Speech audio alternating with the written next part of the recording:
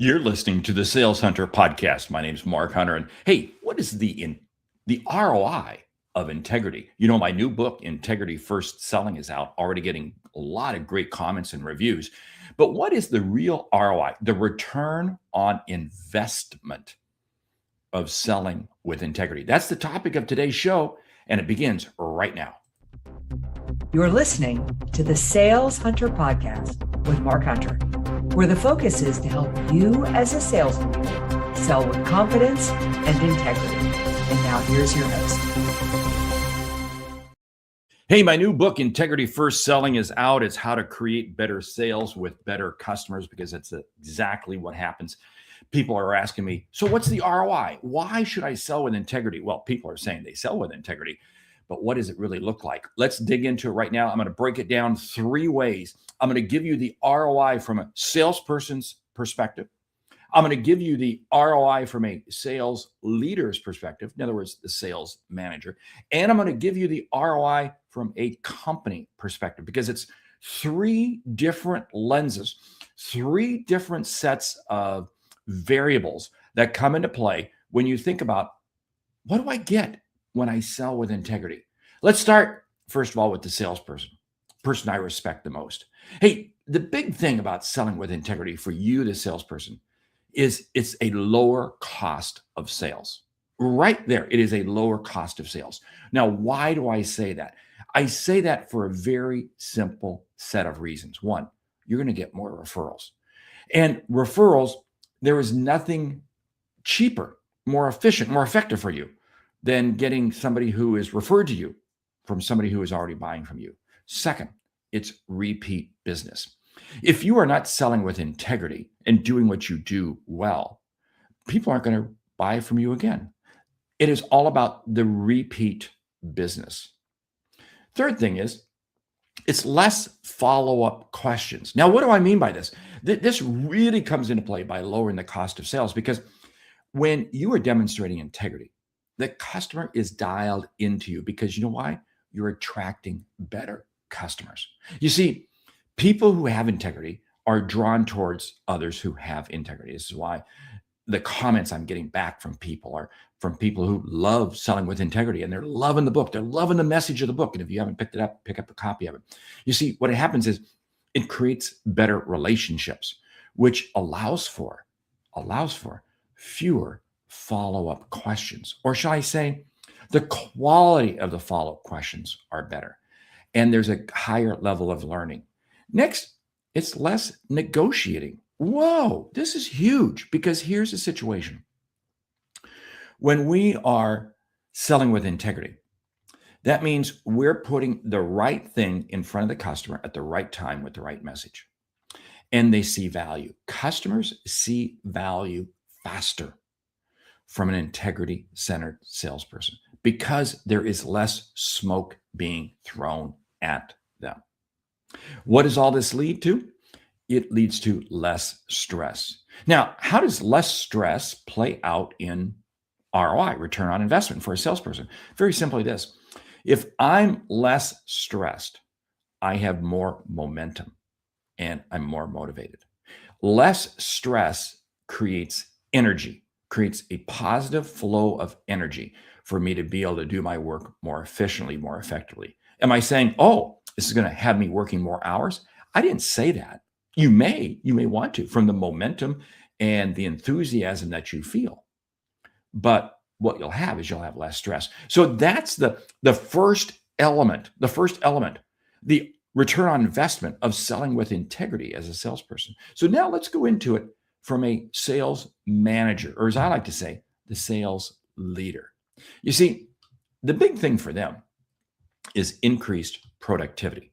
Increased productivity not only from them, but from their entire sales team. Because again, salespeople take their cues, take their messages from their manager, from whoever is leading them.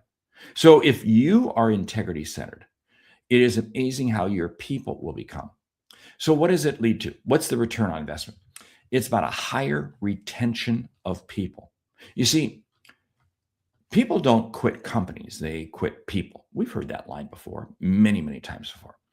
But what I found, and I see this, when I am with sales leaders, sales managers at whatever level of an organization, this could be street level, this could be regional level, this could be in the headquarters, doesn't matter.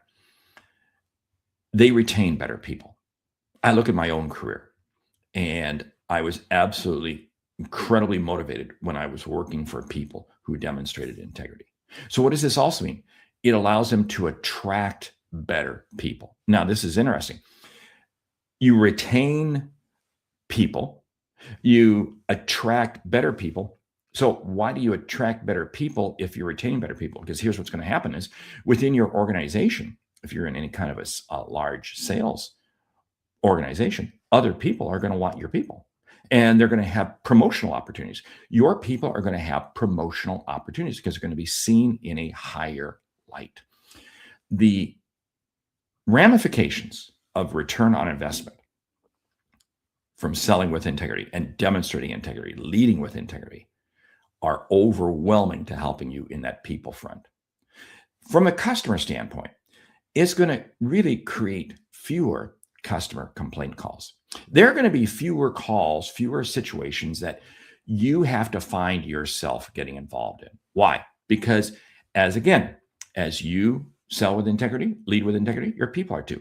And you're going to attract a better level of customer, and you will have fewer complaint issues. I have seen this played out multiple times over my career, where I at one time was part of an organization where unfortunately integrity and ethics were just not there, just not present. And the amount of work that I in a management position had to do to clean up on aisle 3, the old line. Yeah, that's what all I was doing because of all the issues. So I get fewer complaint calls. What does that mean? It gives me a greater ability to coach and lead and train my people. Guess what? It allows me to have more time to develop my people. That's incredible. But what it also does from a customer perspective is it allows me to get more meetings with customers. Because now what happens is my reputation arrives ahead of me, just as my salesperson's reputation arrives ahead of them. And what happens is then customers are much more willing to meet, much more willing to meet with me. They're much more willing to have conversations with me. This is absolutely huge.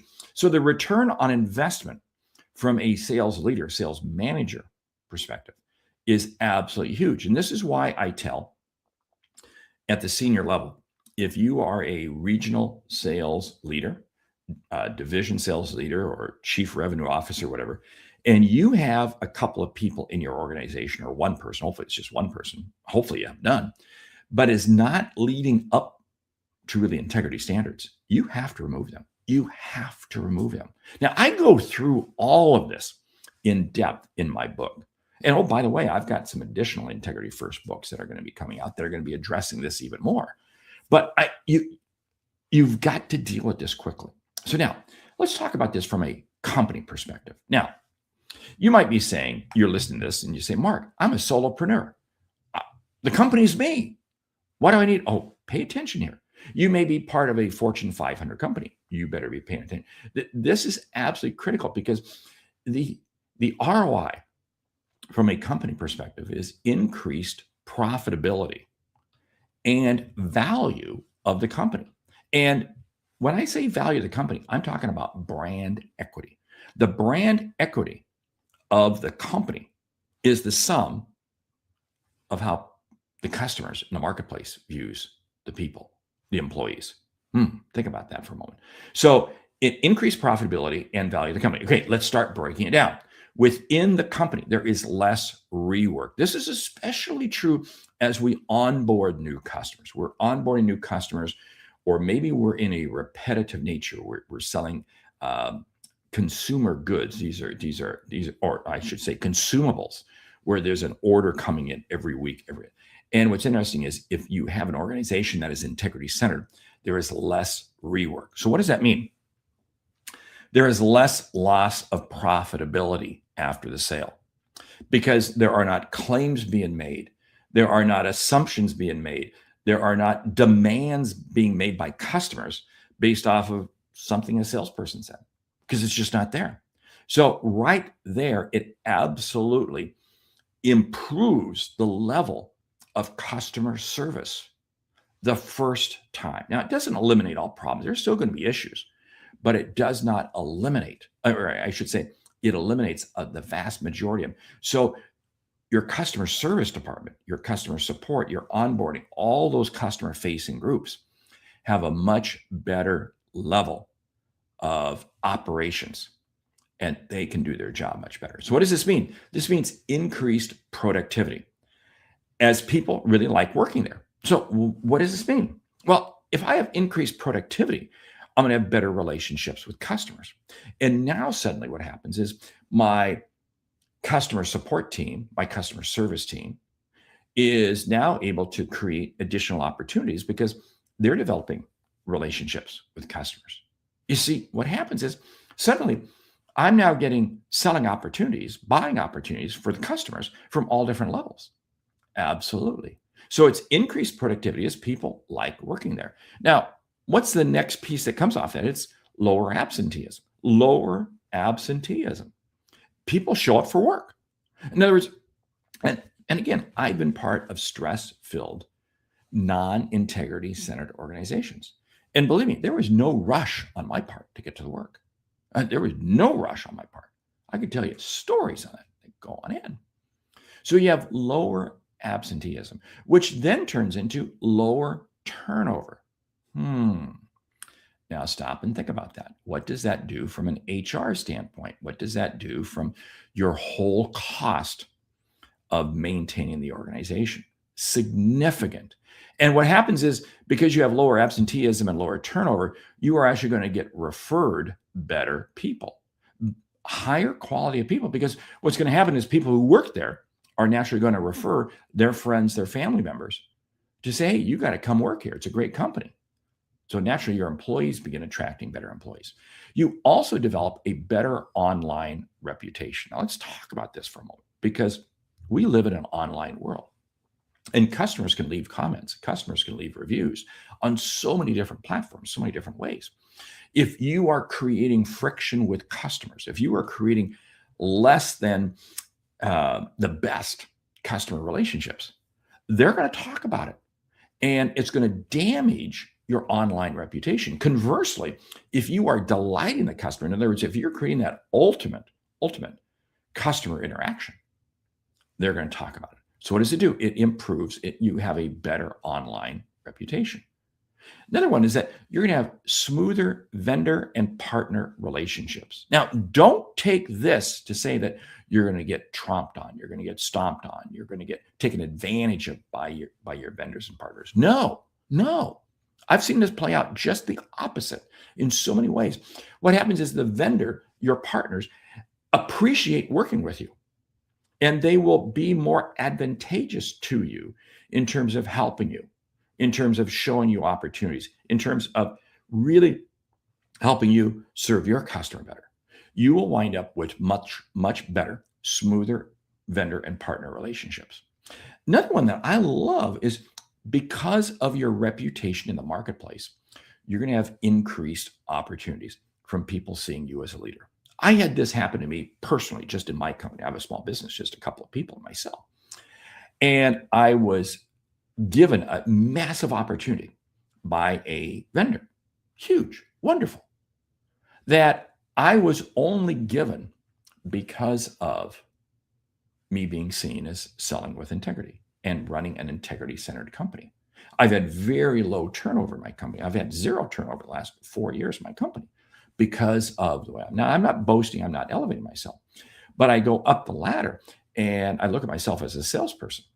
And we have an incredible level of customer retention. There are customers that I come in and I speak to at their sales kickoff meeting, and they have me come back the next year and the next year.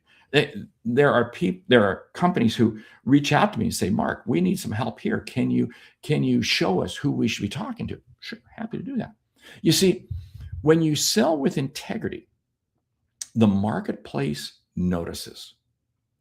And what's very interesting is you don't have to walk around with a sign that says, I'm selling with integrity. No. You see, when you sell with integrity, really practice integrity first selling, customers begin to notice. Other people begin to notice. And it is amazing how selling with integrity spreads. And others in your organization, others you come in contact with, are going to be seen as absolute integrity-centered people. Hey, I want you to pick up the book, Integrity First Selling. I want you to reach out to me also. If you're having a sales meeting, if you have an organization, reach out, because I'd love to come in and unpack everything that's in the book and share it with your organization. So that may be a big, large meeting. It may be a smaller meeting. If you have some sales leaders you want me to do some really close, intimate work with, reach out, because I'm on a mission from integrity first selling to do one thing: to change the trajectory of how sales is viewed. I want sales to be viewed as an absolute critical partner in the business ecosystem. Because if you think about it, and I've said this before, trust is the foundation of business, right? Yeah. And integrity is what makes sales happen. Hey, my name's Mark Hunter, the Sales Hunter. The book, Integrity First Selling, it's out right now. Go out and grab it on Amazon. Leave me a review on the book, would you? Hey, after you read the book, leave a review on Amazon, and make sure you subscribe to all the podcasts. 2 episodes a week, one like this, where we do a deep dive on just a solo topic with me. Second episode is where we unpack with a subject matter expert. I do the show for one thing, because I want you selling with integrity to allow you to be more impactful in the marketplace. I'm Mark Hunter, the Sales Hunter. Great selling.